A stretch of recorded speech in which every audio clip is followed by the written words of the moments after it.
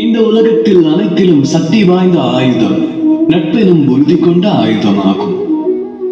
ஆனால் அந்த நட்புறவு எவ்வாறு விளங்க வேண்டும்? பாலோடு கலந்த நீராக அந்த நட்புறவு என்பது விளங்க வேண்டும். எவ்வாறு?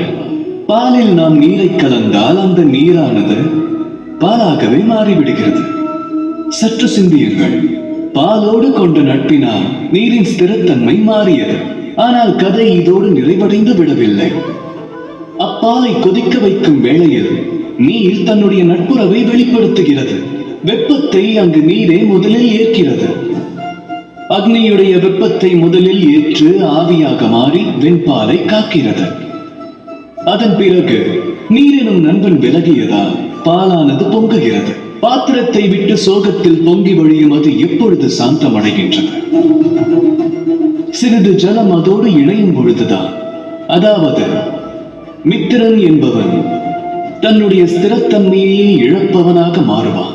மித்திரன் என்பவன் தனது நட்பிற்காக தன்னையே தியாகம் செய்ய துணிவான். மித்திரன் என்பவன் வாழ்வின் சுகம் மற்றும் துக்கம் இவ்விரண்டிலும் பங்கெடுப்பவன் ஆவான். அவ்வாறு ஒரு மித்திரனோடு நட்புறவு கொண்டால் அந்த நட்பை அகிலமே போற்றும். ராதா ராதா.